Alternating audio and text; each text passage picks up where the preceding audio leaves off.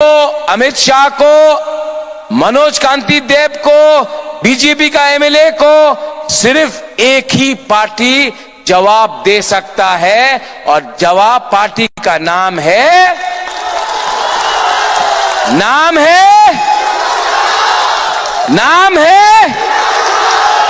ये लोग सब बोल रहे हैं मथा मथा आमार माथा खराब हो गए सब जगहते मथा आछे आम्बासाते मथा सुरमाते मथा कमलपुरे मथा आश्रमबाड़ी मथा मजलिसपुरे मथा खोआए मथा पानी सागरे मथा मथा ही मथा है क्योंकि मथा ने कॉम्प्रोमाइज नहीं किया।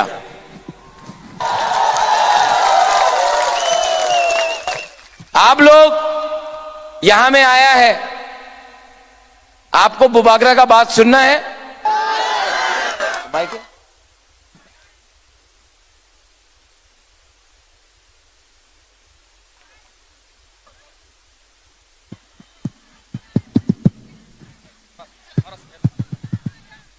ये ठीक है।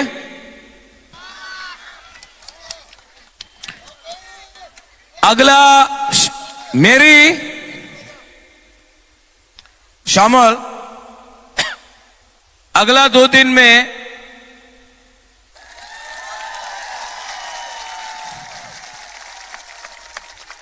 ये दोनों मेरा जो बोलता है ना महाराजा सांप्रदायिक है, महाराजा बंगाली को पसंद नहीं करता है।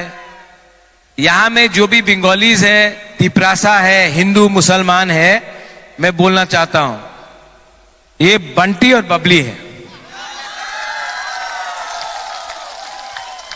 ठीक है। सच बात बोले बीजेपी बहुत रुपया खर्चा करेगा।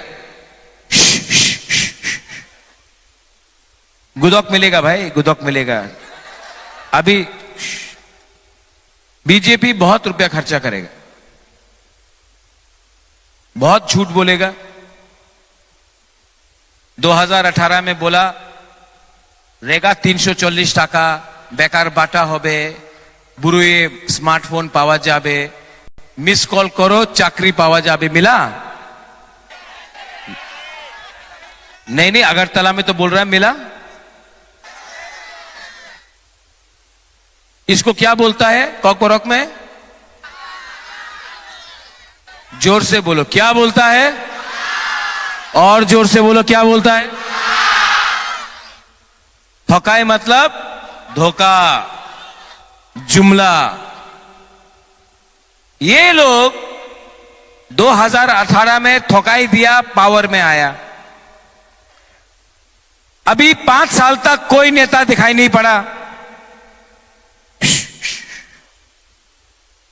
सब सुनो 2023 में वापस नेता लोग आ रहा है, दिल्ली से आ रहा है, आसाम से आ रहा है, बोल रहा है उन्नति होबे, तुम्ही तिप्रालैंड डिमांड करो ना, उन्नति होबे, तुम्हार चाकरी पावा जाबे, रास्ता होए जाबे, ब्रिज होए जाबे, हास्पताल होबे।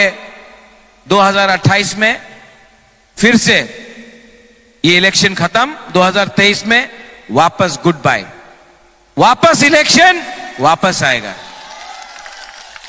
ये लोग नेता लोग इलेक्शन के लिए फाइट कर रहा है, बुबागरा नेक्स्ट जनरेशन के लिए फाइट कर रहा है, आपके लिए फाइट कर रहा है। मैंने बोला था कि नो कॉम्प्रोमाइज। पहला बार एक आंचलिक पार्टी ने 60 साल में दिल्ली जाकर कॉम्प्रोमाइज नहीं किया। क्यों नहीं किया? आपके लिए, आपके लिए। अब आप लोगों को भी समझना पड़ेगा कि 2023 2 तारीख को, नहीं ठीक है, 2023 2 तारीख को किसको वोट करना है? किसको वोट करना है? इसका नाम क्या है? मेरी अनारस। और इसका नाम क्या है? शामल अनारस। आप लोग वोट करेगा कि नहीं? और जो सीपीएम का है, जो कांग्रेस का है, हम आपको एक बात बोलता चाहता है, आपको कोई रक्षा नहीं कर सकता है, आपको कोई सुरक्षा नहीं दे सकता है, सिर्फ तिपरा मोथा का वॉरियर्स कर सकता है। और जो लोगों को घर जाना है, आप लोग सब 1 मिनट उठिए प्लीज।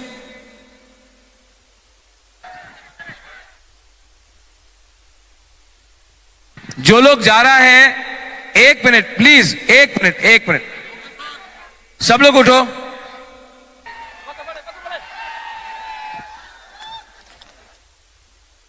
हमारा एक वॉरियर का नाम था प्रणजीत नमशूद्र, जानता है कि नहीं?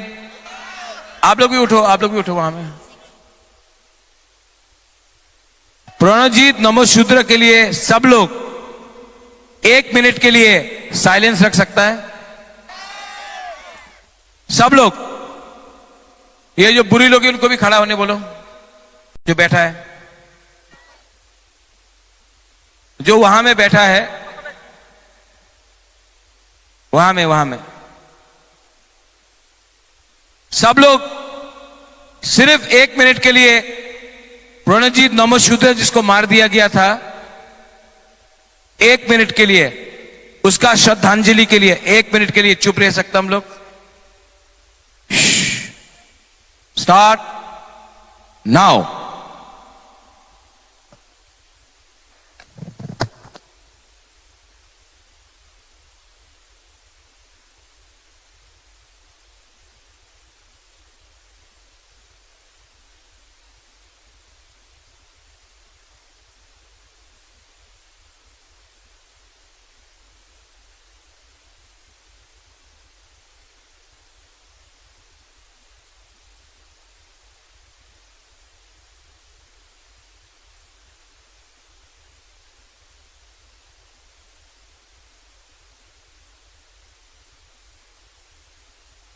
ओके,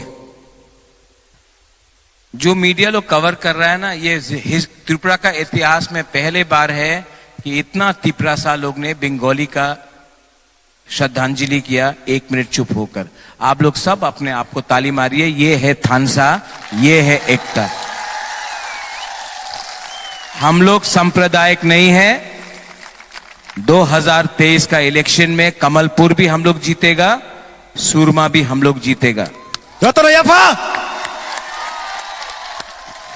जीतेगा तो हारेगा तो हारेगा, लेकिन शामल और मेरी 1 लास्ट फाइट सबके साथ करना पड़ेगा। थानसा होगा यहां में। बुबागरा आपके लिए फाइट कर रहा है। बुबागरा का तबीयत ठीक नहीं है, तभी भी मैं यहां में आया हूं। इसके बाद मैं प्रणजीत नमशूद्र के घर में भी जाऊंगा, उससे मिलूंगा भी। लेकिन मैं आपसे अनुरोध करता हूं हाथ जोड़ के, एक संग झगड़ा मत करो, एक हो। अगर हम लोग एक होगा, मणिपुरी, बंगाली, मुसलमान, हिंदू, तिपरासा सब, तब हमको कुछ मिलेगा। वरना ये नेशनल पार्टीज हम लोगों को थकाई करते रहेगा। ये फाइट नेता बनाने का नहीं है, ये फाइट हम लोगों का 14 लाख बुकुंगबारा जो गरीब में, गांव में जो गरीब लोग हैं, उनको जस्टिस और इंसाफ देने का है। और ये फाइट आपका है। आप लोग के पास मोबाइल फोन है। मैंने इतना क्राउड बहुत दिन के बाद देखा है। आपके पास मोबाइल फोन है? थोड़ा टॉर्च लाइट ऑन करो तो। ये मीडिया, ये अगरतला जाना चाहिए, ऐसा करके। थोड़ा सा कैमरा वाला लोग थोड़ा यहां से शामिल, थोड़ा सा ये देखो। हाउस द जोश, हाउस द जोश, हाउस द जोश। हम लोग चिकन पार्टी 2023 में खुद ब खुद सरकार बनाएगा। हमको ना बीजेपी चाहिए ना सीपीएम। ये बार तिपरा मोथा अपना गवर्नमेंट बनाएगा। सब लोग एक आवाज में चीनी हां, चीनी हां, चीनी शासन, चीनी हां, चीनी शासन, तिपरासा, तिपरासा, तिपरासा। बेलाय बेलाय नो हम भाई, I love you, I love you. आपने जितना मुझे दिया है, इस बार बुबागरा हानी बुसा को कसम खा के बोलता है, हम लोग जीतेगा, 100% जीतेगा। बेलाय नो हम भाई जतरा फान क्लाय बोल ना बुबागरा के, बुबागरा के, बुबागरा के। और यहां में हमारा चाय बागान का जो वर्कर है, मैं आपको बोल रहा हूं, आपको अब हिंदुस्तानी को, अब मैं एक बात बोल रहा हूं, यहां में बाबूलाल सतनामी भी है, एक बार एससी को दिया, नेक्स्ट टाइम हिंदुस्तानी को देगा, उसके बाद वापस हिंदुस्तानी को देगा, ऐसा करके हम लोग एक बार यहां से वहां करेगा, आपको अधिकार देगा।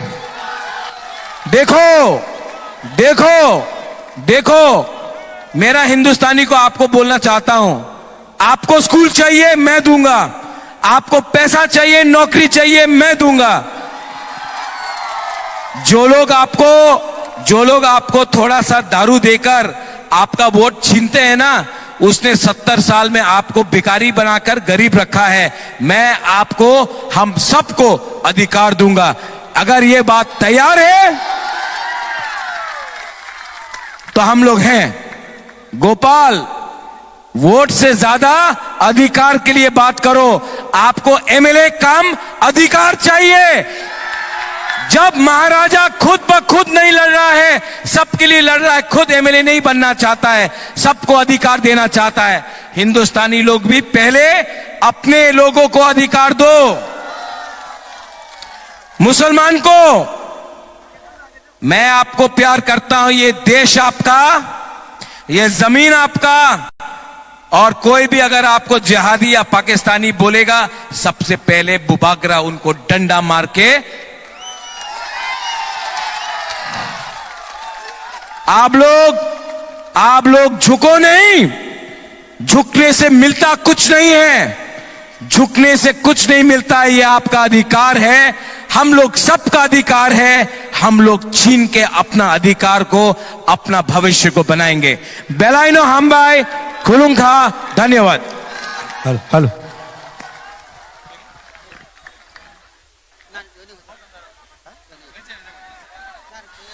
बुबागरा ni bisikang joining खाइना बगे कोई नहीं joining नानाई रok परमेश्वर देवबर्मा, लालथांगमय देवबर्मा, लार्लिंग सन हालाम, निर्मल देवबर्मा, रोमिंगा हालाम, प्रणब कुमार हालाम, किशोर देवबर्मा, समीर देवबर्मा, अंजलि তারপর একজনও আমি অনুরোধ করব এখান থেকে না যাওয়ার জন্য।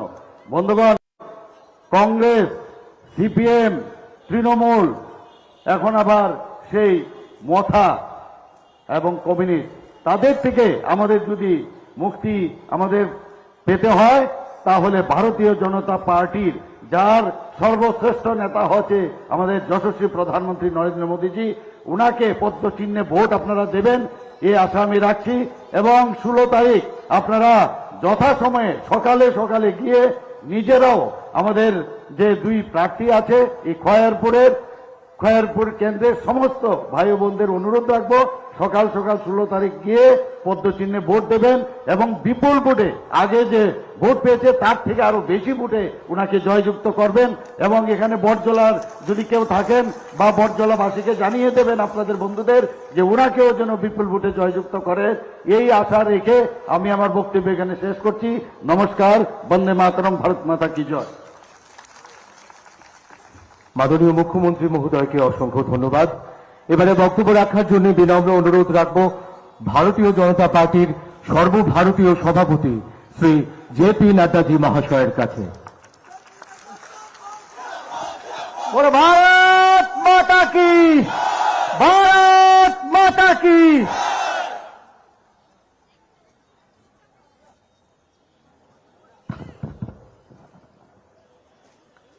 बोली भारत माता की, भारत माता की, भारत माता की। आज की इस जनसभा में मेरे साथ उपस्थित हमारे त्रिपुरा प्रदेश के लोकप्रिय, यशस्वी और संवेदनशील मुख्यमंत्री सम्मानीय डॉक्टर मानिक शाह जी, हमारे प्रदेश के हमारे नॉर्थ ईस्ट के कोऑर्डिनेटर श्री संबित पात्रा जी, हमारे इस चुनाव के प्रभारी और लोकसभा में मेरे साथी महेश शर्मा जी, हमारे इस क्षेत्र के बगल के प्रत्याशी दिलीप कुमार दास जी, हमारे यहां के प्रत्याशी रतन चक्रवर्ती जी, हमारे सुरेश राणा जी जो पूर्व में मंत्री रहे हैं और यहां क्लस्टर के इंचार्ज है, असित रॉय जी डिस्ट्रिक्ट के प्रेसिडेंट, अमित नंदी जी, मुकुल रॉय जी, सम्मानित मंच, और यहां इतनी बड़ी संख्या में एकत्र आए देवी और सज्जनों,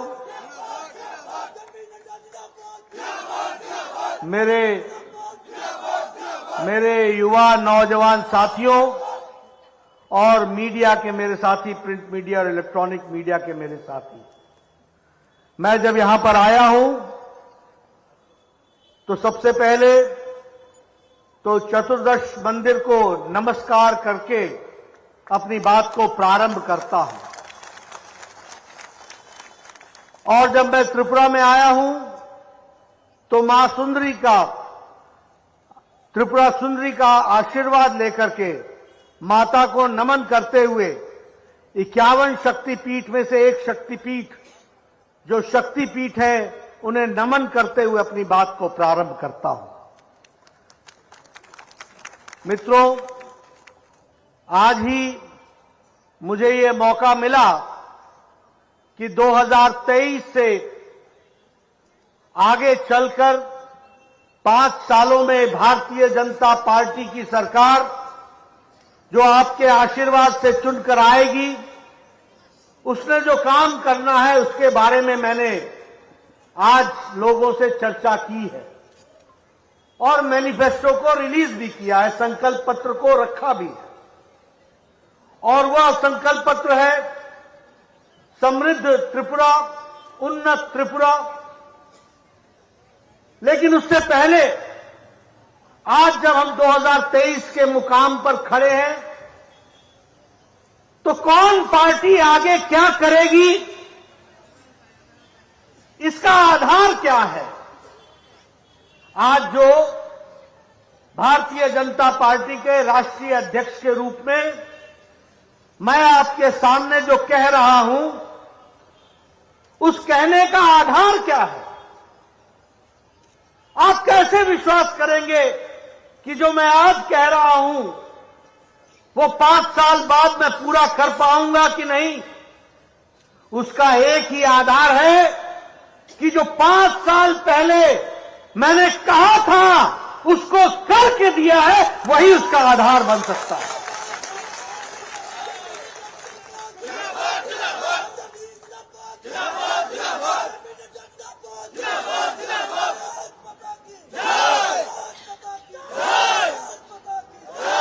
हमने कहा था 2018 में कुछ बातों के लिए त्रिपुरा से अलविदा हो जाएगा, उसका निकास द्वार होगा, उसका एग्जिट डोर होगा। त्रिपुरा की धरती पर 2018 के बाद वो बातें नहीं दिखेंगी। और आज मैं गौरव के साथ कह सकता हूं कि हम लोगों ने त्रिपुरा की धरती से लाल आतंकवाद को अलविदा कह दिया और उसको समाप्त कर दिया। आज हम गौरव के साथ ये कह सकते हैं, जो 2018 में त्रिपुरा भ्रष्टाचार में लिप्त था, आज उसको भ्रष्टाचार मुक्त बना दिया, यह हम गौरव के साथ कह सकते हैं। आज हम कह सकते हैं त्रिपुरा जो करप्शन और कमीशन के लिए जाना जाता था, उसको करप्शन और कमीशन मुक्त बना दिया, यह हम गौरव के साथ कह सकते हैं। आज हम ये कह सकते हैं कि गुंडा राज, क्रिमिनलाइजेशन राजनीतिक द्वेष के कारण लोगों को समाप्त करना, ये 2018 तक की सीपीएम की रीति नीति थी। लेकिन 2018 के बाद गुंडागर्दी को जड़ मूल से समाप्त करने का काम हम लोगों ने किया। और सबसे बड़ी बात है कि 2018 में और 2018 से पहले ये सीपीएम का लेवी राज, इस लेवी राज से भी छुट्टी दिलाने का काम किया तो भारतीय जनता पार्टी की सरकार ने किया। और 2018 ये स्वागत द्वार भी बना, ये प्रवेश द्वार भी बना। ये प्रवेश द्वार किस बात का बना? ये प्रवेश द्वार बना विकास का, ये प्रवेश द्वार बना शांति का, ये प्रवेश द्वार बना सद्भाव का, ये प्रवेश द्वार बना शांति का, ये प्रवेश द्वार बना तरक्की का, और ये प्रवेश द्वार बना उन्नत त्रिपुरा, समृद्ध त्रिपुरा का। ये भी हमको ध्यान में रखना चाहिए। मैं यहां ये भी आपको बताना चाहता हूं, आप लोगों का आशीर्वाद मिला था, 43% वोट आपके मिले थे। आज ये जनसभा को देखकर मैं ये कह सकता हूं कि आने वाले समय में हमारे वोट प्रतिशत में भी इजाफा होगा और आपका आशीर्वाद मिलेगा।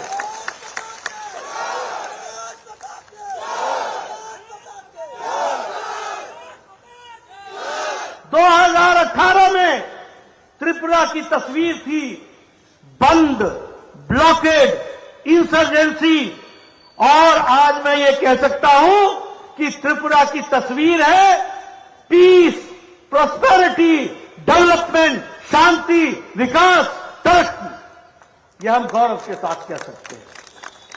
उसी तरीके से त्रिपुरा ने एक तरीके से मार्ग दिखाया है, और मार्ग ये दिखाया है पहले विप्लव देव की सरकार में और बाद में मानिक शाह जी की सरकार में, कि त्रिपुरा 5 साल में कितना बदल सकता है, इसकी तस्वीर और जीती जागती तस्वीर आज त्रिपुरा है।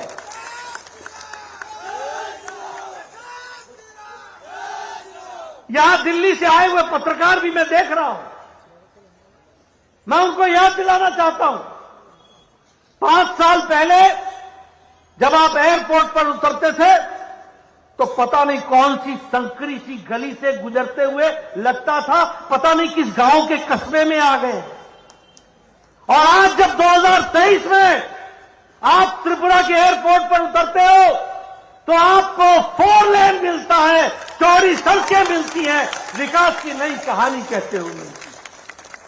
ये बदलती हुई तस्वीर और ये जो विजय संकल्प रैली में देख रहा हूं, ये जो आप लोगों ने संकल्प लिया है, ये अपने आप में बताता है कि आपने तय कर लिया है कि त्रिपुरा में एक बार भाजपा, बार बार भाजपा, ये आपने तय कर लिया। मित्रों, मैं देख रहा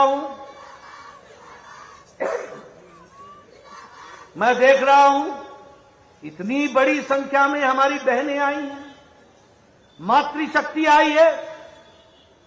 मुझे खुशी है कि मैं आपको यह कह सकूं कि आज ही हम लोगों ने तय किया है कि अगले 5 साल में बालिका समृद्धि स्कीम के तहत हमारे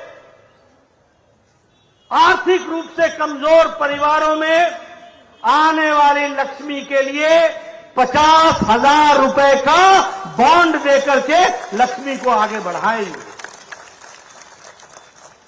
मैं ये भी बताना चाहता हूं कि मुख्यमंत्री कन्या आत्मनिर्भर योजना के तहत जो पढ़ने वाली बच्चियां हैं, जो पढ़ने में तेज हैं, जो आगे बढ़ेंगी, उनके लिए त्रिपुरा की सरकार उनको फ्री में स्कूटी देगी ताकि वो विकास कर सके।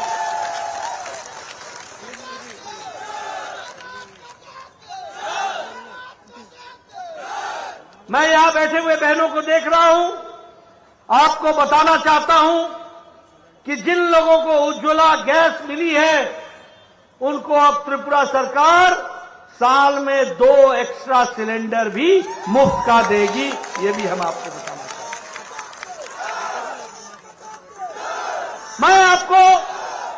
मैं आपको ये भी बताना चाहता हूं, हमारी सरकार गांव, गरीब, वंचित, पीड़ित, शोषित, दलित, युवा, नौजवान, हमारे किसान भाई, हमारी बहनें, उनके लिए समर्पित है।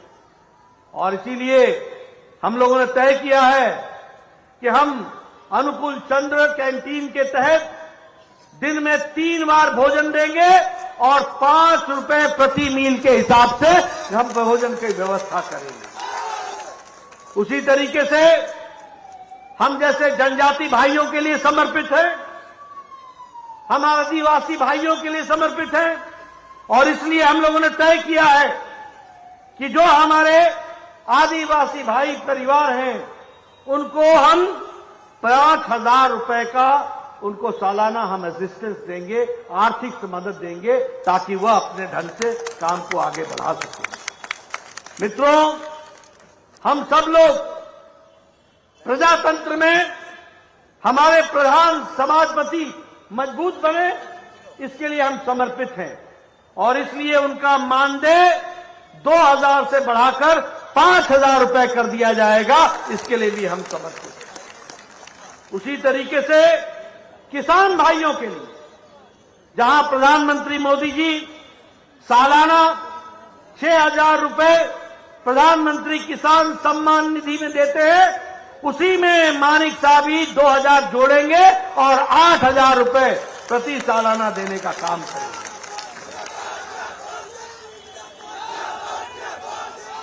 और इसी तरीके से हमारे मत्स्य सहायक योजना के तहत हमारे जो मछली पालन का काम करते हैं उनको भी सालाना 6,000 रुपए का आर्थिक मदद दी जाएगी। इस तरीके का हम करेंगे। इसलिए हम कहते हैं यही बीजेपी और एक बार उन्नति होवे लगातार।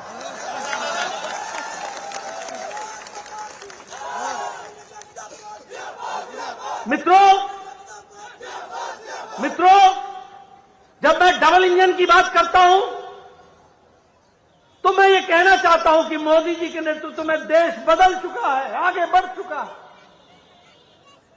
आपको खुशी होगी, जिन अंग्रेजों ने हमको 200 साल तक राज किया, आज हम गौरव के साथ कह सकते हैं कि उनको पछाड़कर जो भारत 10वीं आर्थिक व्यवस्था थी, वो ब्रिटानिया को पछाड़कर, अंग्रेजों को पछाड़कर 5वीं आर्थिक व्यवस्था बन चुकी है। आज विकास दर में हम अमेरिका से आगे हैं, हम चाइना से आगे हैं, हम फ्रांस से आगे हैं, हम यूरोप के कई देशों से आगे हैं। ये आज भारत की तस्वीर बनी है। इस बात में, यानी स्टील के प्रोडक्शन में दुनिया में हम दूसरे नंबर पर खड़े हो गए। आप लोग जब छोटे होंगे तो सुनते होंगे ये जापानी गाड़ी है, ये ऑटोमोबाइल है, ये डैटसन है, ये टोयोटा है, ये जापानी गाड़ी है। आपको जानकर खुशी होगी कि गाड़ी बनाने में भी भारत ने जापान को पछाड़कर तीसरे नंबर पर आज खड़ा हो गया है गाड़ी बनाने में। आपके पास मोबाइल होगा। 9 साल पहले 92% मोबाइल बाहर से आते थे, बाहर से, और कुछ ऐसे देश से आते थे जो हाथ में ही फट जाते थे। मैं ठीक बोल रहा हूं कि नहीं बोल रहा हूं? कुछ ऐसे देश से आते थे जो हाथ में ही फट जाते थे। आज आपको जानकर खुशी होगी कि 97% मोबाइल अब भारत में बन रहे हैं। दूसरे नंबर का देश भारत बन गया। मित्रों, अगर मैं बात करूं तो मुझे खुशी है मैं त्रिपुरा में जब आया हूं। अगर मोदी जी ने, मैं कई बार सुनाता हूं इस किस्से को, मैं जब 1993 में विधायक था तो उस समय मेरे बीडीओ साहब, ब्लॉक डेवलपमेंट ऑफिसर साहब मेरे पास आके बोला करते थे कि नड्डा जी आपको एक खुशखबरी सुनाता हूं। मैंने कहा सुनाओ। तो कहते थे कि 2 पंचायतों में आपको एक इंदिरा आवास योजना मिला है, बताइए किसको दूं मैं। अब मेरे लिए समस्या हो जाती थी, एप्लीकेशन हजारों में, और एक किसको दूं किसको नहीं दूं, मैं टेंशन में आ जाता था। कोई व्यवस्था नहीं थी। लेकिन प्रधानमंत्री मोदी जी ने प्रधानमंत्री आवास योजना में तय किया कि कोई भी कच्चे मकान में नहीं रहेगा और 3 करोड़ 60 लाख मकान पक्के बना करके दिए। और त्रिपुरा में भी 3,50,000 पक्के मकान दिए गए। और हर विधानसभा में कम से कम 5 से 6 हजार मकान दिए गए। और मैं वो लंकापुरा गया था, यही गांव का नाम है दिलीप जी, मैं दिलीप जी के इलाके में गया था। मैं चाहूंगा दिलीप जी आप सबको वो तस्वीर दिखाइएगा जो हमने प्रधानमंत्री आवास योजना के छत पर बैठकर त्रिपुरा के कोर कमेटी की बैठक ली। लगता ही नहीं है वो ऐसा भव्य कमरा बना है, वो ऐसा भव्य घर बना है जो प्रधानमंत्री आवास योजना में दिया गया। एक बदलती हुई तस्वीर हमको देखने को मिली। उसी तरीके से आज भारत अति गरीबी में 1% से नीचे आ गया। कारण मालूम है क्या है? कारण यह है कि मोदी जी हमारे प्रधानमंत्री हैं और 80 करोड़ की जनता को 5 किलो गेहूं या 5 किलो चावल, 1 किलो दाल देने की व्यवस्था की गई है ताकि कोई भूखा न सो सके। और यहां त्रिपुरा में 24 लाख लोगों को यह प्रधानमंत्री गरीब कल्याण अन्न योजना के तहत दिया जा रहा है। आपको जानकर खुशी होगी कि हमारे आयुष्मान भारत में जहां 50 करोड़ लोगों को 5 लाख रुपए का हर साल गंभीर बीमारी से लड़ने के इलाज की व्यवस्था की गई है और जिसमें अभी तक 80,000 करोड़ रुपए खर्च हो गए हैं, वहीं 25 लाख बेनिफिशियरी त्रिपुरा में हैं और मानिक शाह जी ने 13 लाख लोगों को आयुष्मान कार्ड बांट दिया है और 107 करोड़ रुपए त्रिपुरा की जनता में गंभीर बीमारियों से लड़ने की व्यवस्था की गई है और 107 करोड़ रुपए खर्च हो गए। और आज मुझे खुशी हो रही है ये बोलते हुए कि एक बार भाजपा, बार बार भाजपा, आप फिर से भाजपा को जिताएंगे और आयुष्मान भारत में सालाना 5 लाख रुपए नहीं 10 लाख रुपए की खर्च करने की व्यवस्था की जाए।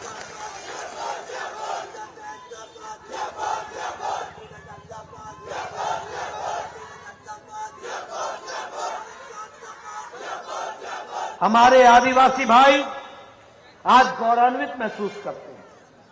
पहली बार यहां महिला शक्ति बैठी है। मोदी जी ने महिला आदिवासी महामहिम द्रौपदी मुर्मू को भारत का राष्ट्रपति बनाया है और उन्होंने महिला सम्मान की चिंता की। उसी तरीके से आज भारत सरकार में 8 मंत्री हमारे आदिवासी भाई हैं और मानिक शाह की सरकार में 5 मंत्री आदिवासी भाई रहे और मंत्री की श्रेणी में रहे। और इस बार के बजट में तय हुआ है कि 36,000 ट्राइबल डोमिनेटेड यानी आदिवासी बहुतायत गांवों में प्रधानमंत्री आदि आदर्श योजना के तहत उन विलेज को, उन गांवों को विकसित किया जाएगा। 400 एकलव्य विद्यालय खोले जाएंगे और 15 विद्यालय यहां खुल गए हैं। और आज हमने तय किया है कि Tripura tribal autonomous development council के इलाके में हर ब्लॉक में एक एकलव्य विद्यालय खोला जाएगा और उसकी व्यवस्था की जाएगी। मित्रों, उज्ज्वला योजना के बारे में मैंने चर्चा की। लगभग 2,70,000 उज्ज्वला योजना में गैस के कनेक्शन बहनों को दिए गए हैं। मैं गांव से आता हूं, पहाड़ी इलाके से आता हूं। मेरी बहनें सुबह 5 बजे उठकर जंगल में जाकर लकड़ी काटकर लाती थी, चूल्हा जलाती थी। चूल्हे के नजदीक बैठ करके फूंक फूंक करके जलाया जाता था और 200 सिगरेट के बराबर का धुआं अपनी छाती में लेती थी। आज मोदी जी ने एक तरीके से महिलाओं को आजाद कर दिया और 9,50,00,000 उज्ज्वला गैस कनेक्शन दिया और मानिक शाह ने 2,70,000 उज्ज्वला कनेक्शन दिया। और आज हमारी बहनें 5 मिनट के अंदर टक से लाइटर जलाती हैं, 5 मिनट में चाय, आधे घंटे में भोजन और परिवार सुखी रूप से आगे बढ़ चलता है, काम में लग जाता है। ये भी हमको समझना होगा।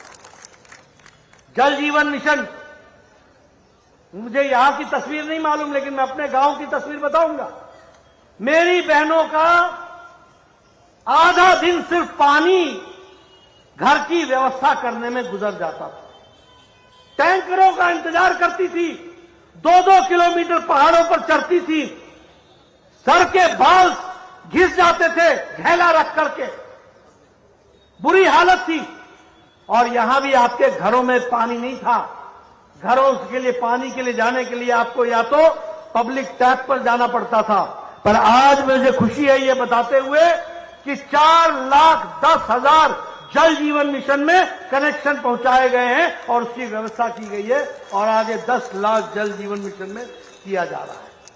स्वच्छता की दृष्टि से इज्जत घर बनाना, और मैं त्रिपुरा की बात करूं तो पिछले 5 सालों में 4,50,000 इज्जत घर बने हैं, यानी महिलाओं का इज्जत देने का काम किया। तो मोदी जी का आशीर्वाद और मानिक शाह के द्वारा करके दिया गया है, वह भी हमको याद रखना चाहिए। प्रधानमंत्री किसान सम्मान निधि किसानों के लिए आज 6,000 था, वो 8,000 हो जाएगा। एक विकास की एक नई कहानी लिखी जा रही है। हर दृष्टि से विकास को आगे बढ़ाने का काम किया जा रहा है। और त्रिपुरा की बदलती हुई तस्वीर की अगर हम बात करें तो मुझे खुशी है ये बताते हुए कि आज अष्टलक्ष्मी के तहत हम ये कह सकते हैं कि शांति, ऊर्जा, टूरिज्म और टूरिज्म के साथ साथ 5G कनेक्टिविटी, हमारी संस्कृति, नेचुरल फार्मिंग, प्राकृतिक खेती, स्पोर्ट्स और त्रिपुरा का सामर्थ्य, इसको बढ़ाने का काम अगर होगा तो मोदी जी का आशीर्वाद से और यहां पर हमारी सरकार में मानिक शाह और बाकी लोगों के आशीर्वाद से इस काम को हम ताकत देंगे। मुझे खुशी है कि आज लगभग 4,000 करोड़ से ज्यादा योजनाओं पर प्रधानमंत्री जी ने शिलान्यास किया। मुझे खुशी है कि आज द्रौपदी मुर्मू यहां आई थी, उन्होंने फॉरेंसिक साइंस का शिलान्यास किया है, उन्होंने लॉ यूनिवर्सिटी का शिलान्यास किया है, उन्होंने IIIT का शिलान्यास किया है। और IIIT के पहले बैच से निकलने वाले लोग, उनकी सालाना आमदनी जो उनको मिलने वाली है वो 1,25,00,000 से ज्यादा है। ये भी हमको ध्यान में रखना होगा। इसलिए आज त्रिपुरा बढ़ता हुआ जा रहा है। मुझे खुशी है कि अगरतला अखौरा बांग्लादेश रेल लिंक का रूट का काम वो भी चल पड़ा है। 980 करोड़ रुपए खर्च होंगे। 10 किलोमीटर 15 किलोमीटर की सड़क पर रेल लाइन बनेगी। 5 किलोमीटर जो है वो भारत में और 10 किलोमीटर बांग्लादेश में बनेगी।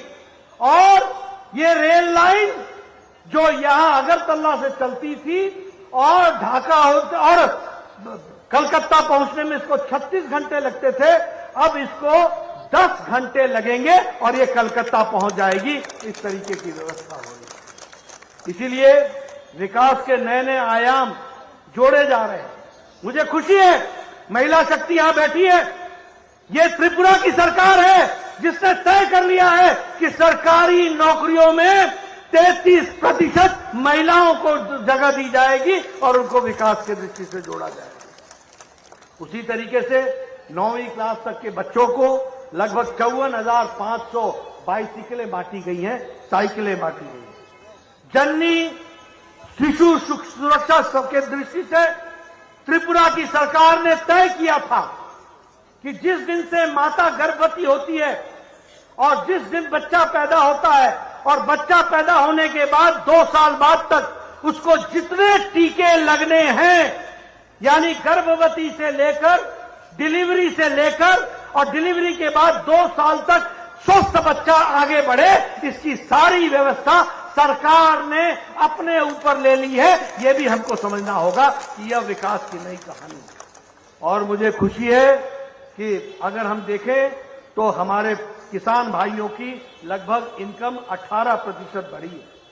और इसलिए मैं आपसे निवेदन करने आया हूं कि हमारे रतन चौधरी जी को आपका आशीर्वाद मिलना चाहिए, हमारे दिलीप कुमार दास जी को आपका आशीर्वाद मिलना चाहिए। बताइए, आशीर्वाद मिलेगा ना? मिलेगा ना? मैं पीछे से सुनना चाहता हूं, मिलेगा कि नहीं? आशीर्वाद मिलबो ना? मिलेगा ना? मिलेगा ना?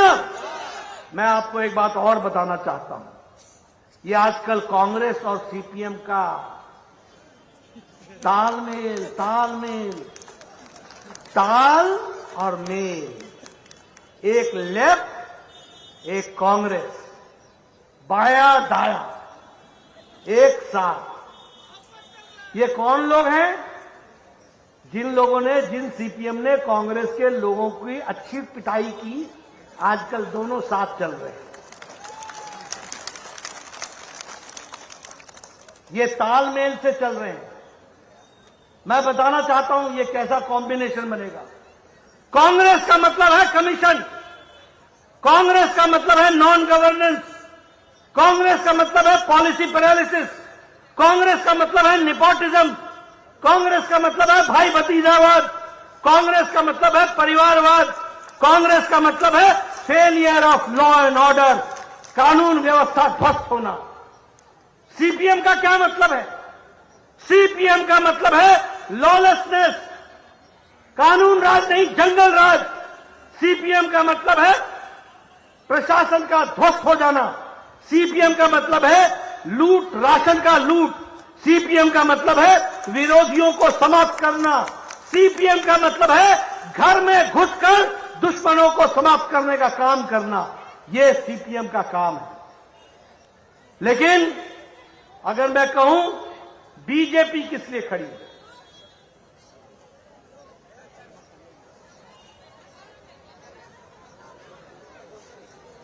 बीजेपी किस लिए खड़ी है? बीजेपी खड़ी है विकास के लिए, बीजेपी खड़ी है हाईवे, बीजेपी खड़ी है इंटरवे, बीजेपी खड़ी है रेलवे, बीजेपी खड़ी है हमारे इंफ्रास्ट्रक्चर के लिए, बीजेपी खड़ी है शिक्षा के लिए, बीजेपी खड़ी है स्वास्थ्य के लिए, बीजेपी खड़ी है गरीब के सशक्तिकरण के लिए, बीजेपी खड़ी है महिला के सशक्तिकरण के लिए, बीजेपी खड़ी है युवाओं के सशक्तिकरण के लिए, बीजेपी खड़ी है सबका साथ, सबका विकास, सबका विश्वास, सबका प्रयास के लिए। आप बताइए हम किसको समर्थन करेंगे?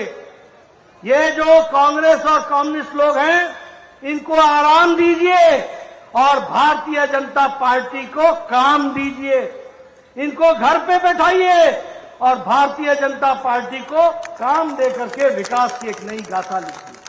मुझे पूरा विश्वास है कि आप सब लोग पूरी ताकत के साथ भारतीय जनता पार्टी को समर्थन करेंगे और भारतीय जनता पार्टी को जिताएंगे। दिलीप दा को विधानसभा में भेजेंगे, रतन जी को आप विधानसभा में भेजेंगे और भारतीय जनता पार्टी को यशस्वी बनाएंगे। इन्हीं शब्दों के साथ बहुत बहुत धन्यवाद।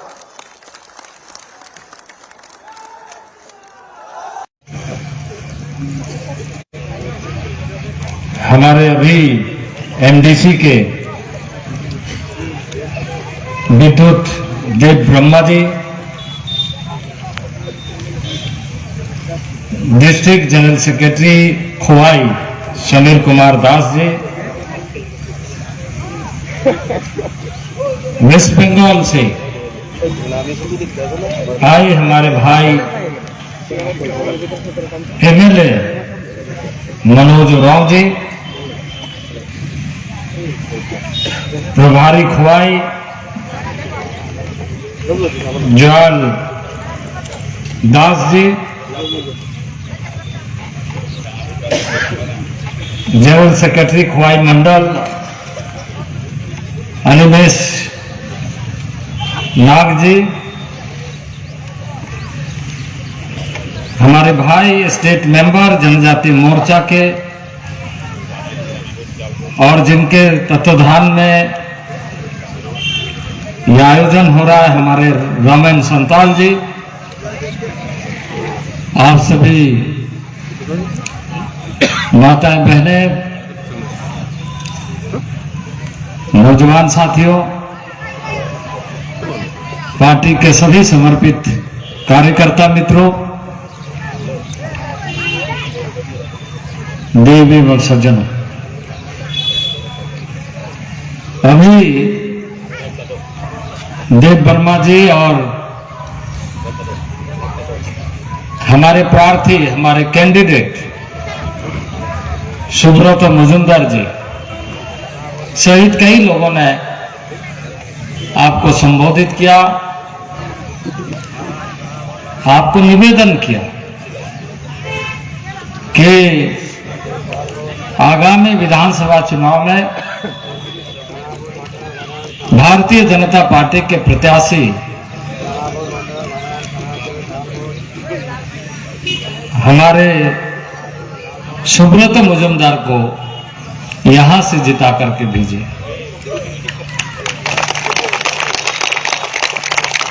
मैं भी उसी निवेदन के लिए आपके बीच में आया हूं कि आप फिर से अपने राज्य त्रिपुरा में भारतीय जनता पार्टी के नेतृत्व में सरकार बनाने के लिए अपना वोट दीजिए। और मुझे बहुत खुशी है कि हम आपके सामने आज आए हैं, उपस्थित हुए। आप सबका हार्दिक अभिनंदन करते हैं, आप सबको जोहार करते हैं, नमस्कार करते हैं।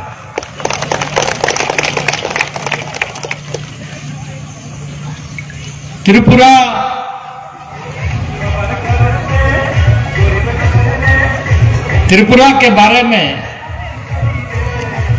हमसे ज्यादा ही आप लोग जानते हैं कि 25-30 साल तक वामपंथी का सरकार था यहां पर, और वामपंथी की सरकार में क्या हुआ क्या नहीं हुआ। देश में कांग्रेस की सरकार थी, आजादी के लंबे कालखंड तक देश में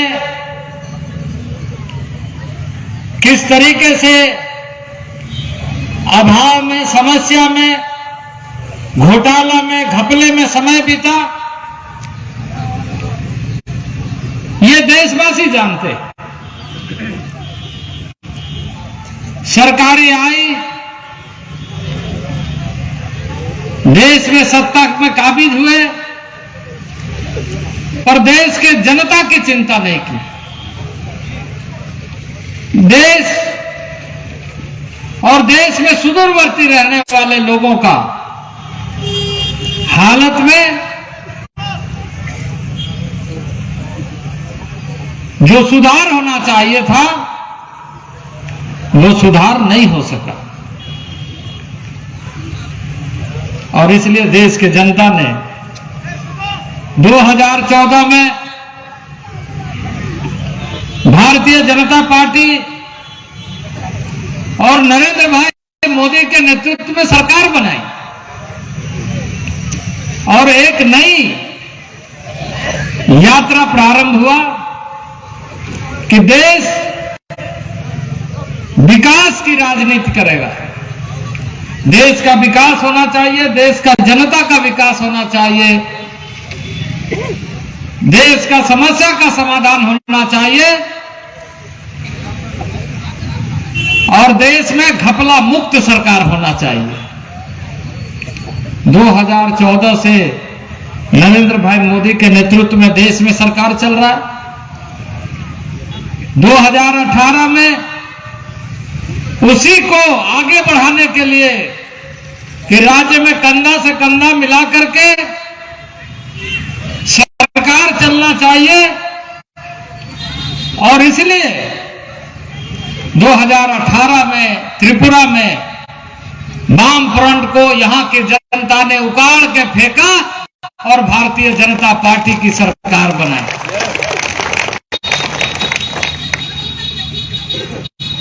सभी लोगों का साथ, सभी लोगों का सहयोग और सभी लोगों का मेहनत से भारतीय जनता पार्टी त्रिपुरा में सरकार बनाई। केंद्र में भारतीय जनता पार्टी नरेंद्र भाई मोदी के नेतृत्व में सरकार, राज्य में भारतीय जनता पार्टी के नेतृत्व में सरकार, डबल इंजन की सरकार और त्रिपुरा में विकास का काम तेजी से बढ़ने लगा और जगह जगह आज बॉर्डर एरिया में आप देख सकते हैं सड़कें कैसे बन रही है, अस्पताल कैसे बन रहा है, स्कूल कैसे बन रहा है, रोजगार के नए नए साधन क्या हो सकते हैं उस पर काम हो रहा है और विकास के काम तेजी से प्रारंभ हुआ है। कल मैं बागमा विधानसभा क्षेत्र में था।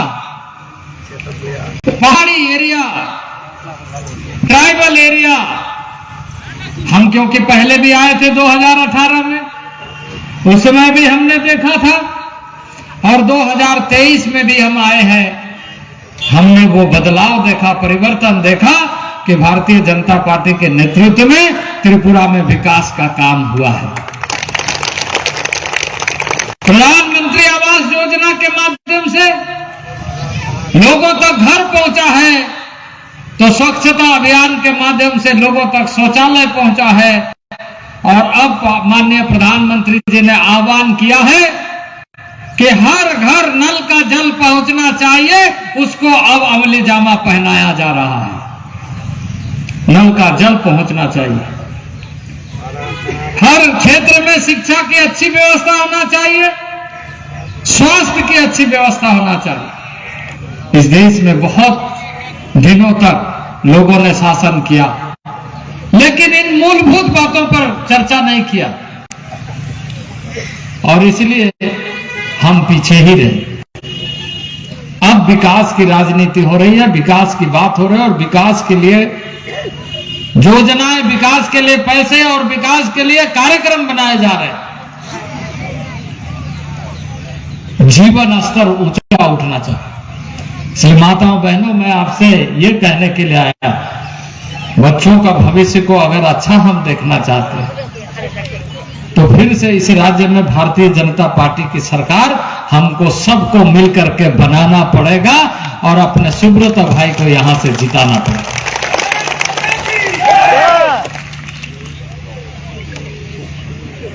क्योंकि हम हैं, आप हैं, यही नहीं है, हमारे बाद हमारे बच्चे भी है, उसका भी भविष्य अच्छा होना चाहिए। हर माँ बाप सोचता है उनके बच्चों का अच्छा से शिक्षा होना चाहिए, अच्छा रोजगार मिलना चाहिए, अच्छा काम करना चाहिए। यह आशा है कि नहीं है?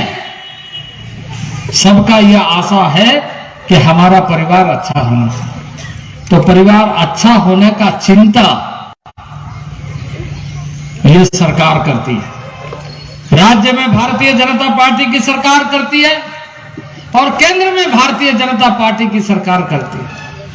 और इसलिए जितना आजादी के लंबे कालखंड तक रेसिडेंशियल स्कूल नहीं बना था, हम पिछले 3 साल में त्रिपुरा को इतना रेसिडेंशियल स्कूल भारत सरकार की तरफ से दिया।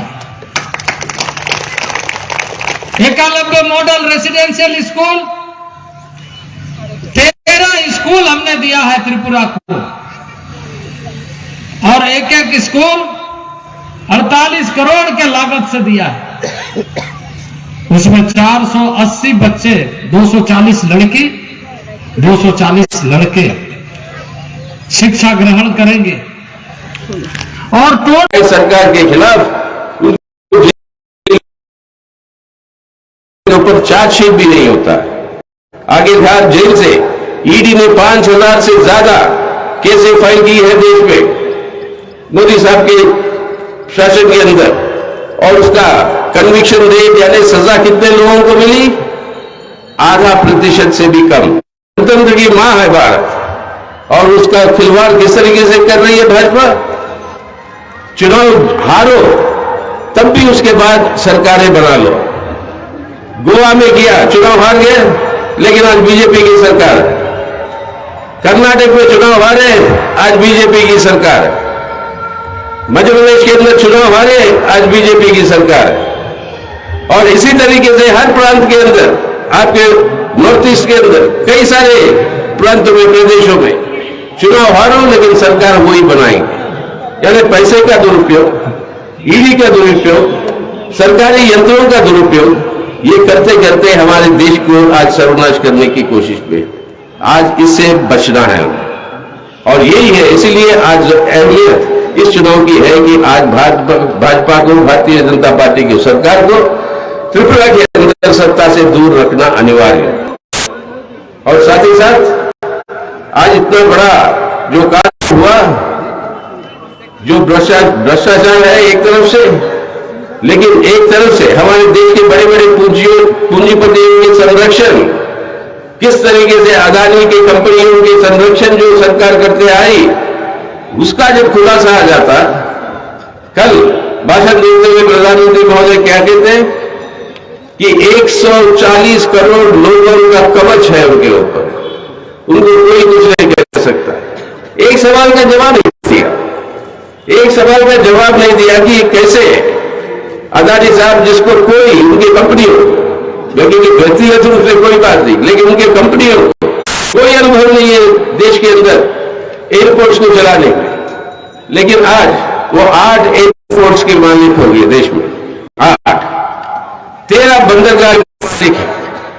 हमारे देश के अंदर सीमेंट के फैक्ट्री हो, या हमारे देश के अंदर रक्षा डिफेंस के प्रोडक्शन की फैक्ट्रियां, हमारे देश के अंदर कोयले का, जिसके आधार से बिजली बनती है, उसके प्लांट्स की मलकियत हो। इन सब क्षेत्रों में, और खासतौर से मीडिया के अंदर, अखबार और टेलीविजन के अंदर, ये अडवाणी की कंपनियां पहुंच चुकी हैं। कैसे हुआ है, किस तरीके से की गई? आज बांग्लादेश हमारे पड़ोसी, वो कहते हैं कि अडानी साहब से बिजली खरीदने की बात और कोयला खरीदने की बात है, उसका एग्रीमेंट को वो चाहते हैं कि फिर से दोबारा उसको जो है रिव्यू करें। आज श्रीलंका वो कहती है कि प्रधानमंत्री के दबाव से जो है वहां की बंदरगाह को कॉन्ट्रैक्ट जो है इस अडानी साहब को दिए गए। ये सब कैसे हो रहा है, किस तरीके से संरक्षण हो रही है देश को, संरक्षण हो रही है देश के बड़े बड़े पूंजीपतियों की, जिसको अंग्रेजी में क्रोनी कैपिटलिज्म बोलते हैं। इसके बारे में जो भी सवाल उठे, एक सवाल का जवाब नहीं, सिर्फ वही नारा, मैं खाऊंगा नहीं, ना किसी को खाने दूंगा, ना खाऊंगा ना खाने दूंगा। जो नहीं बोलते हैं वो कि ना खाऊंगा ना खाने दूंगा, मैं सिर्फ लूटूंगा, मैं सिर्फ लूटूंगा देश की संपत्ति को, मैं लूट। ये लूट जो है बची भी है, ये डबल इंजन की सरकार की बात जो कहते हैं, वो डबल इंजन है, डबल लूट की सरकार। और इस डबल लूट की सरकार को आपको जो है हराना है, और ये डबल लूट की सरकार को हराते हुए आज त्रिपुरा को बचाना। ये आज जरूरी 80 करोड़ लोगों को मुफ्त अनाज मैं देता हूं। अरे मोदी साहब, जो आप ये अनाज दे रहे हो, इस पैसे का, ये पैसा जनता का है, ये पैसा सरकार वसूलती है टैक्सों के द्वारा। जनता का पैसा वापस आप जनता को दे रहे हो अनाज के रूप में, और ये कहते हो कि उनकी कोई मेहरबानी है। ये सब पैसा जो अनाज मुफ्त मिल रहा है वो सब अपना पैसा, अपने को मिल रहा है। कम से कम 10 किलो अनाज की जरूरत पड़ती है हर महीने। अब इसमें से 5 मुफ्त दे रहे हो और 5 जो कम दाम पर मिल रहा है वो बंद। इसका मतलब क्या है? अगर 3 किलो चावल आप बाजार से खरीदना चाहते हो, अगर 3 रुपए में जो मिल रही थी चावल, अब उसके 5 किलो आप बाजार में खरीदना चाहते हो, जो पहले आपको 15 रुपए लगती थी 5 किलो के लिए, आज बाजार में खरीदोगे तो कम से कम 150 रुपए लगेगी। यानी आपको जिंदा रहने के लिए जो 10 किलो की जरूरत है, उसमें से 5 किलो के लिए 10 गुना ज्यादा दाम आपको देना पड़ेगा, 15 रुपए की जगह 150 रुपए। यह है असली काम जो किया है मोदी साहब ने। मैं मुफ्त बांट रहा हूं। अरे मोदी साहब, ये बात कहते कहते इसको, ये शर्मनाक बात ये है कि अगर 80 करोड़ लोगों को बिना मुफ्त अनाज के वो जिंदा नहीं रह सकते भारत के अंदर, जब भारत के अंदर भूख की हालत क्या है अंदर, और ये भूख बड़ी है इनके राज में पिछले 8-9 सालों के अंदर। तो आज ये भूखमरी जो देश के अंदर बढ़ी है, साथ साथ बेरोजगारी बढ़ रही है। बेरोजगारी बढ़ रही है तो एक माध्यम था, एकमात्र, जो मनमोहन सिंह साहब की सरकार के अंदर जब वामपंथी समर्थन कर रहे थे उस सरकार की, कानून जो बनी ग्रामीण रोजगार योजना की, उसके चलते हुए लोगों को जिंदगी की राहत मिलती थी। त्रिपुरा पहले, ये भाजपा की सरकार आने से पहले देश के अंदर सबसे ज्यादा काम के दिन अगर कोई प्रदेश देता था, कोई राज्य देता था, वो त्रिपुरा था। 80 के करीब हर महीने, हर साल के अंदर 80 दिन कम से कम त्रिपुरा के अंदर मिलते थे, या कभी 90-92 भी हो चुके। आज हालत क्या है? 8 दिन, सिर्फ 8 दिन आपको रोजगार मिलती है ग्रामीण रोजगार योजना के अंदर। वामपंथी की सरकार है केरल के अंदर, बड़ी गर्व के साथ हम मानते थे कि देश के अंदर सबसे शिक्षित प्रदेश अगर कोई है तो वो केरला है, आज भी है। लेकिन कुछ वक्त था, ये भाजपा सरकार आने से पहले त्रिपुरा में, कि केरल से भी आगे पहुंच गई साक्षरता में त्रिपुरा, और देश के अंदर नंबर 1 पोजीशन पे साक्षरता में त्रिपुरा पहुंची हुई थी। आज हालत क्या है? जो सरकार आई कि टीचरों की भर्ती करेंगे, आज 1 लाख से ज्यादा जो रेगुलर जो टीचरों की जो पोस्टें हैं वो घटी है, ये भाजपा की पिछले 5 साल की सरकार में। 10 लाख से ज्यादा कैजुअल टीचरों की संख्या घटी है। तो ये इस तरीके से जो पिछले 5 साल का अनुभव जो रहा, और सबसे बड़ी बात, दुनिया अभी देश के अंदर हम समर्थन कर रहे थे, एक कानून बना था कि आदिवासी भाई बहनों को, उनके परिवारों को जंगलों के अंदर जो जमीन है जिन पर वो रहते हैं, जिन पर उनकी खेती है, जिन पर वो जिंदा रहते हैं, उस जमीन की मलकियत इन आदिवासियों को दी जाएगी। और ये मलकियत सबसे भाजपा को हराना है, त्रिपुरा को बचाना है, भाजपा को हराना है, भाजपा को हराना है, भारत को बचाना है। यही एकमात्र रास्ता है जिसके चलते हुए इस संविधान के संरक्षण कर सकते हैं और अपनी रोजमर्रा जिंदगी को और बेहतर बनाने के लिए सरकार के ऊपर दबाव डाल सकते हैं कि भाईचारा के आधार पर आज जो है सब, हर इंसान, हिंदू हो, मुसलमान हो, महिला हो या पुरुष हो, आज दलित हो या पंडित हो, को हराना जरूरी है। इसलिए आपके इस जगह से जो चारों प्रत्याशियों से आपकी मुलाकात हुई है, लेकिन इस जगह से आपके हमारे आरएसपी के श्रीकांत गुप्ता है, और जिनका चिन्ह है bat, cricket bat. Cricket bat की अहमियत तो समझते हो ना। आखिरी मैच हो रहा है, फर्स्ट को एक बार वर्ल्ड कप की मैच हो रही थी फाइनल, भारत को जीतने के लिए चाहिए था 4 रन। धोनी खेल रहे थे और यही बैट को पकड़ के, क्रिकेट बैट को, एक बॉल था और उस एक बॉल में 4 रन की जरूरत थी। तो तब उन्होंने एक नया किस्म का क्रिकेट का शॉट बनाया। पूरी भारत के लोगों का नजर आज आप पे है, आपकी जिम्मेदारी है। तो आइए मिलकर, भाजपा गेंद डालेगी, हेलीकॉप्टर शॉट आप मारोगे और ये मारोगे और भाजपा को हराओगे। ये जो लेकर आज जो है इस संदेश को लेकर जब 2 तारीख के बाद जब फिर लौट आएंगे यहाँ पे, ये चारों के 4 जो आपसे मुलाकात हुई, ये आपके एमएलए जरूर रहेंगे भविष्य में।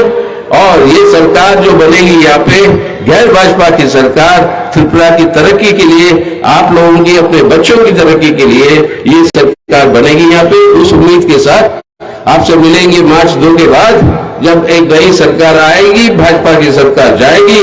तब तक सतर्क रहिए, तब तक सतर्क रहिए। अगले 4 दिन बहुत कुछ कोशिश होगी, बहुत कुछ कोशिश होगी। अपने पैसे की कमाल दिखाने की शुरू होगा, वो सब पैसे का दबाव होगा, आपकी जोर जबरदस्ती का दबाव होगा, संतरास की कोशिश किया जाएगा, डराने की कोशिश किया जाएगा। याद रखिए, इन सबसे डरना नहीं है, क्योंकि जब हेलीकॉप्टर शॉट मारना है तो गेंद जो है हवा में रहती है, भाजपा पकड़ नहीं सकती उसको। और तो आपको ये सबको हराते हुए आपको आज के दिन त्रिपुरा को बचाना है। जरूर आप करोगे कल 2 तारीख के बाद फिर आप सबसे मिलते हैं। तब तक सिर्फ एक ही बात है, त्रिपुरा को बचाइए, भारत को बचाइए। हम सब मिलकर एक नया भारत का निर्माण करेंगे। इस विश्वास के साथ और इस उम्मीद के साथ आप सबको मेरे इंकलाबी लाल सलाम देते हुए मैं मेरी बात खत्म करता हूं। धन्यवाद।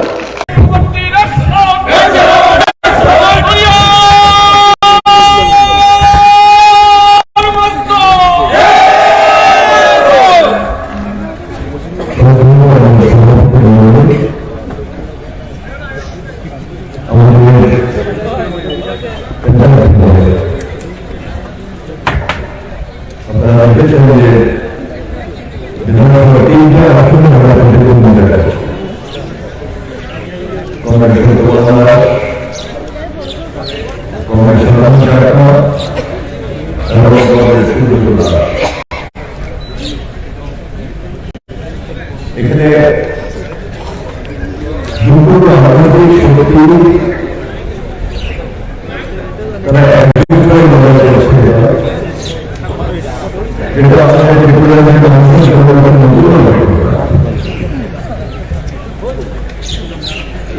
এই যুগ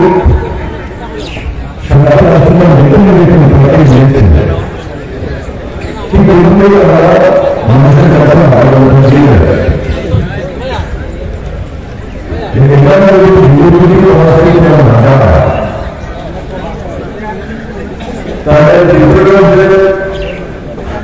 সম্পূর্ণভাবে মানুষের প্রাণ যেহেতু বাকি আছে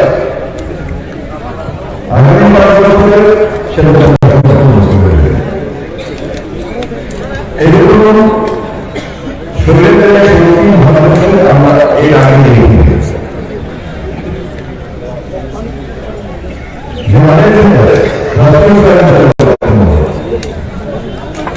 যারা বিজেপিকে পরিচালনা করে বিজেপি দলের খুব বেশি পুরনো নয় আমি শেষ করছি হিন্দু ধর্মের সকল যাদের জন্ম হয়েছে 1925 সালে যারা ভারতবর্ষের স্বাধীনতা সংগ্রামে অংশগ্রহণ করেনি যারা ভারতবর্ষের স্বাধীনতা পক্ষে যে সংবিধান সেই সংবিধানকে মানে না যারা আমাদের দেশের স্বাধীনতা সংগ্রামের পূর্ব নেতৃত্ব এবং জাতির জনক হিসেবে স্বীকৃত মহাত্মা গান্ধীকে খুন করেছে সেগুলো একটা হিন্দু সন্ত্রাসবাদী দল হিসেবে দাঁড়িয়েছে যে আরএসএস বিজেপিকে পরিচালনা কাজে দলটা ভালো হতে পারে অর্থনৈতিক দিক থেকে কর্মীরা আছেন যারা বিরোধী করছে, তাদের মধ্যে সবচেয়ে বেশি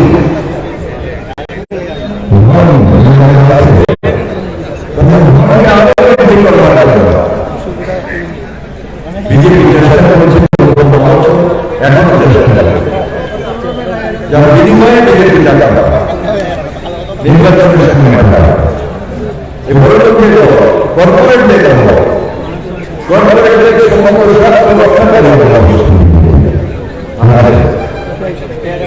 এখন যারা শুনে তারাই বলে যে পার্লামেন্ট চলছে দেশে বাজেট কি বিষয়ে আলোচনা হচ্ছে, দেশের মানুষের কোন কাজটা করলে ভালো হবে এরকম কোন বিষয়ে আলোচনা হচ্ছে না। আলোচনা হচ্ছে 5 বছরের মধ্যে একটা ব্যক্তি শিল্পপতি, ছোট শিল্পপতি গৌতম আদানি কি করে বিশ্বের 2-3 জন ধরে একজন ভারতবর্ষের তো মোটেই ভারতবর্ষের এক নম্বর ধরনের একজন নাম হচ্ছে গৌতম আদানি। কে তাকে বন্ধ করেছে? তার বাড়ি কোথায়? গুজরাটে। ছোটখাটো কাজ করো এবং এটা আপনাদের বলতে পারে নরেন্দ্র মোদী প্রধানমন্ত্রী হওয়ার পর যখন অস্ট্রেলিয়া তখন তার ফ্লাইটে বেসরকারি অতিথি ছিলেন, তার নাম হচ্ছে গৌতম আদানি। কি জন্য গিয়েছেন? অস্ট্রেলিয়ার ধনী দেয়, খুব উন্নত দেয়, সে দেশে প্রচুর খনিজ সম্পদের মধ্যে একটা হচ্ছে কয়লা। কয়লা সে দেশে কিন্তু এখন তুলে না ব্যবহার করে। এই কয়লার সন্ধান নির্মাণ জন্য আদানিকে 25 টাকা দিয়ে তিনি সরকারি করে আর গৌতম আদানি কয়লা আমদানি করে অধিক মুনাফা লাভের জন্য সেই ব্যবস্থা করে। এত কষ্ট সেই গৌতম আদানি কি করে এত টাকা মালিক? এখন তথ্য বেরোচ্ছে আমেরিকার একটা ইনভেস্টিগেশন এজেন্সি বলছে যে ভারতবর্ষের জাতীয় পতাকা ধরে হলে দেশকে লুট করছে। বিজেপির কারণ হচ্ছে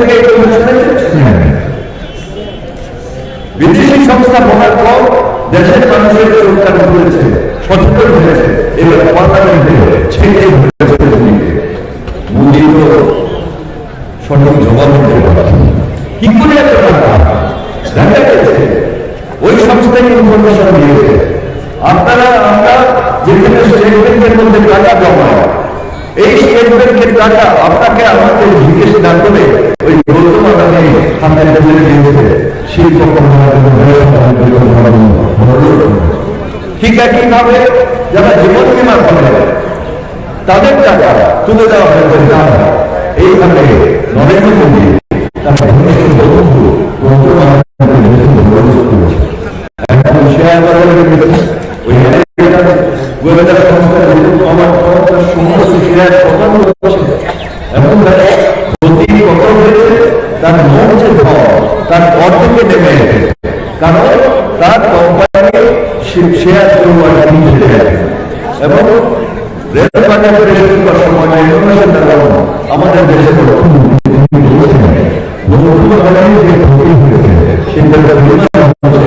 ভারতবর্ষের প্রতি বছর যে রেল বাজার এর 4টা রেল বাজারে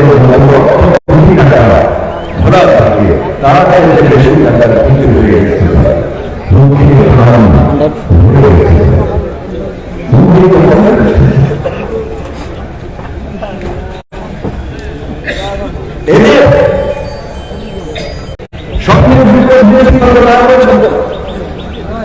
দেশের কেন্দ্রীয় সরকারের অধিকারের কারণে দেশের 95% বেশি মিডিয়া বিজেপি এখন বিজেপি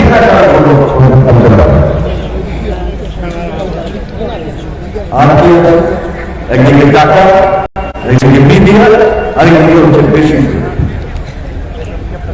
যেখানে প্রতিদিন দেশের সব যাত্রা হচ্ছে আমরা জানি, এই খবর তো আসবে। প্রিন্ট এবং ইলেকট্রনিক মিডিয়া ঘটকে কন্ট্যাক্ট করে ধরেছে যারা সুন্দর সংবাদ পরিবেশন করল। আজকে সব বিজেপি কথা এই দেশের মানুষের অবস্থা কি? এটা ভারত সরকার ঢুকিয়ে রেখেছে। কত মানুষ করোনাতে মারা গেছে? 19 কুড়ি 21 সরকারি তথ্য বলছে 5 লক্ষের বেশি, আর বিদেশি সংবাদ সংস্থা বলছে তার বহু বেশি মানুষ মারা গেছে। কেন্দ্রীয় সরকার কি ঘোষণা করেছিল যে যারা করোনায় আক্রান্ত হবে বা মারা যাবে তাদের পরিবারে তারা আর্থিকভাবে সাহায্য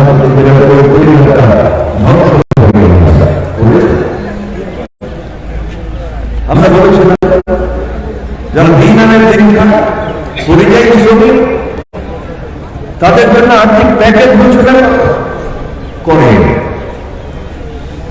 প্রথম 6 মাস লাগিয়ে দিয়েছে।